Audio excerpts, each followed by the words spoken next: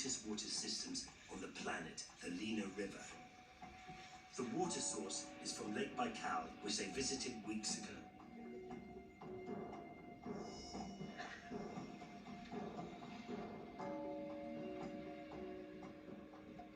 With a bit of time to spare, a few of the group travelled by boat to the World Heritage Site, Lena Pillars. Amazing rock formations that stretch almost 80 kilometers and reach hundreds of meters high.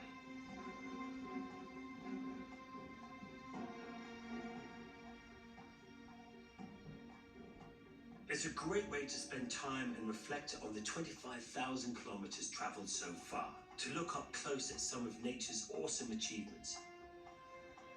Because tomorrow they will be riding through some of mankind's most barbaric acts. From here, they officially entered the Road of Bones. This is the name given to the 2,000 kilometer stretch of road between Yakutsk and Magadan. It's also one of the world's most remote areas.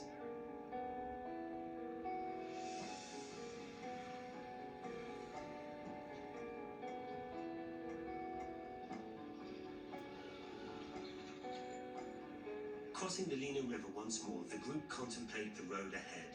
In a way, the Road of Bones is their quest, and they are almost there. They have heard so much about the conditions they will soon face. They have come so far, experienced so much, overcome many fears, but it is this stretch of road that concerns them the most. So, with a certain amount of fear and trepidation, they ride off the ferry. The Road of Bones is actually a series of roads built by slave labor during Joseph Stalin's rule over Russia in the 1930s and 1940s. It was built for both defense purposes and to extract gold and other resources from this vast Siberian region. Described as a conveyor belt of people towards the world's largest cemetery, nobody knows exactly how many people were forced to work on the roads or slave in the mines. Some estimates suggest as many as 12 million people, with over 2 million deaths. If that's true, this figure equates to approximately 1 death for every meter of road between Yakutsk and Magadan.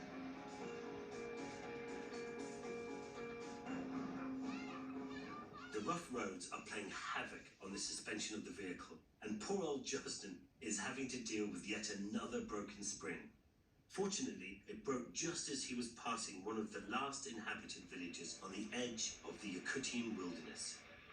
And I stop and I look, and there's another broken spring, number 5. 5 broken springs on this trailer. He finds a mechanic, and together they go to work. I carry everything with me in the trailer, camping gear, food, everything. So without this piece, everyone's lost. No shelter, no food. Mick rides back to check on progress. He knows that from here on in, another broken spring will have disastrous consequences on the expedition.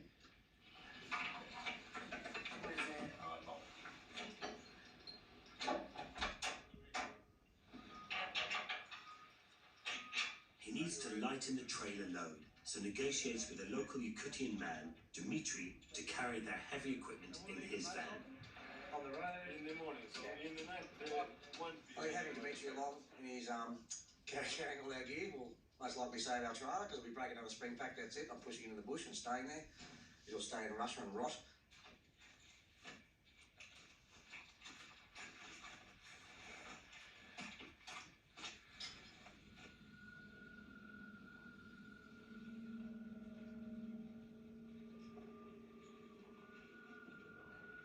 It's called the Road of Bones because it was impossible to bury prisoners who died during the construction because of the permafrost or permanently frozen ground, so their bodies were left where they fell and used as road fill.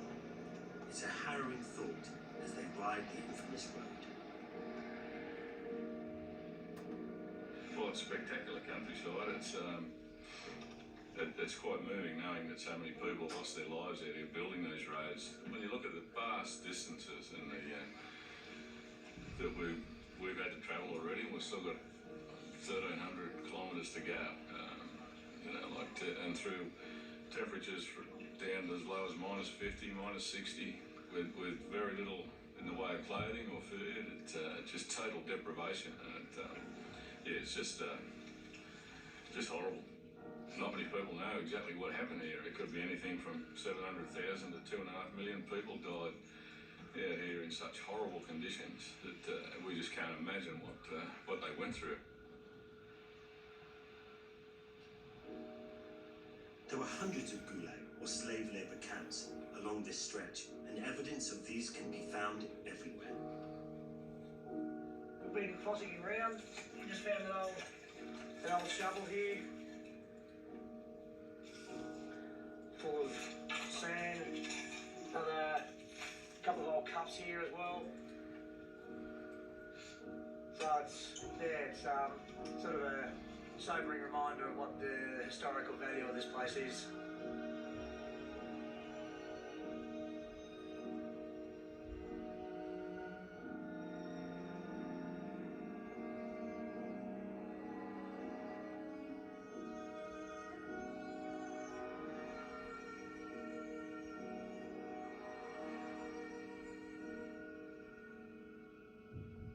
The group visit the remains of an old gulag camp. It was a tin mine that once housed thousands of people. Хорошо видно масштаб выработки. Okay. Now we are going to walk all around the camp, the former camp. It's very dangerous to go inside. So be careful.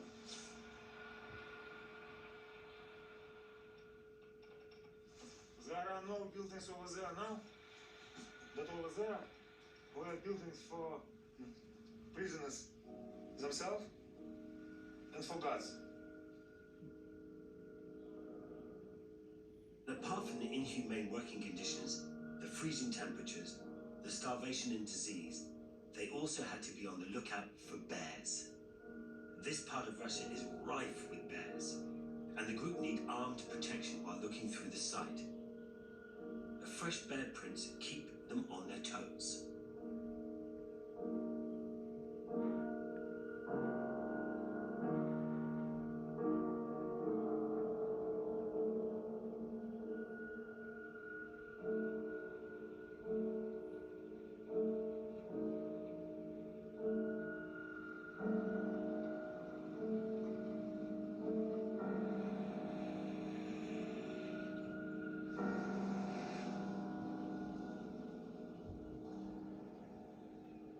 We're 110 k's out from where we stayed last night. And this is an old original post office that we're sitting in, an old abandoned town basically. And so we stopped here for a little break for the truck to catch up to us. So that's what we do. Whenever we get the opportunity, we take it. The gulag camps were eventually replaced by towns and cities, and the mines manned by paid workers. But when communism collapsed in 1991, it was considered no longer viable to keep them open. Most were closed and power to the region was cut off, forcing hundreds of thousands of people to abandon their homes, leaving deserted ghost towns and cities behind. It's an eerie feeling exploring these empty cities, like something out of a Hollywood movie. Cars still sitting in collapsed garages, artwork on the walls, town squares sit empty, symbols of past Soviet success lie in decay. Even a park bench where mothers once sat, watching their children play.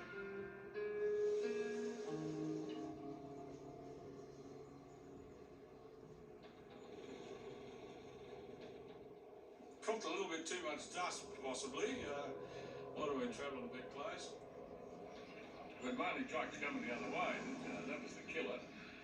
And my eyes is scratched and filthy, so I've got to leave it up a fair bit. So sunscreen and dust doesn't make for a good combination, to say the least. But I'll get the chance to wash it down with a beautiful, just a small beer this time. We're not being gutsers, we're having just a little drink before I go and wash my face. Yeah. Always stay calm in the face of that person.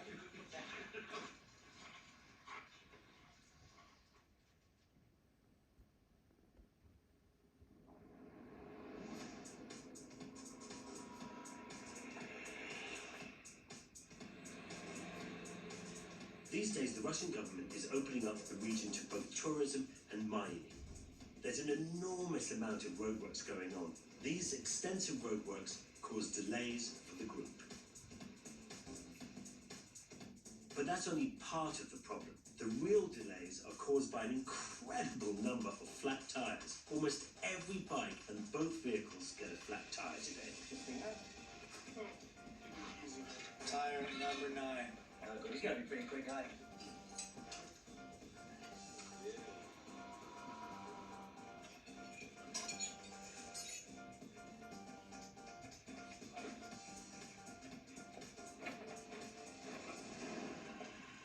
Today's been one of those days. We were hoping to get probably another 200 kilometres further south towards Magadan. We're in a place called Susman now.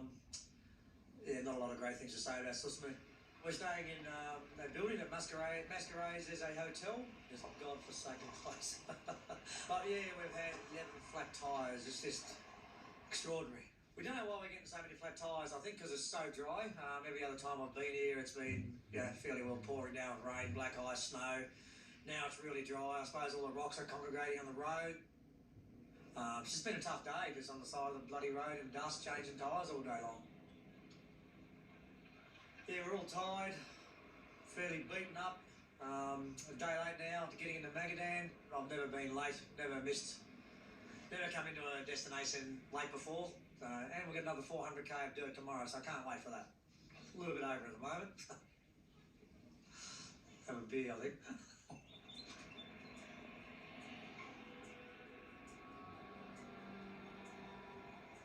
These past few days have been very tough going, and the group are tired, but remain in good spirits. They've been on the road for almost 4 months, and with just a few hundred kilometres left, they're pretty keen to push on towards Magadan. It's been an amazing experience for everybody, from incredible highs to incredible lows. They've travelled nearly 30,000 kilometres and tested themselves in ways that they could not have imagined. They've experienced cultures and people that others will only dream of. After months of riding dirt and gravel roads, it's time to kiss the dirt goodbye. I never thought I'd see the day when I'd rather ride pavement than dirt. The next 95 kilometres is tarmac. Riding a motorbike is not for everybody, and it does come with certain risk. But it's also one of the most exhilarating ways to travel and to experience your environment. You become a part of the environment, not apart from it. It's an adventure like no other. It's really hard to put into words at the moment. It's been 105 days, probably another 300 days of planning.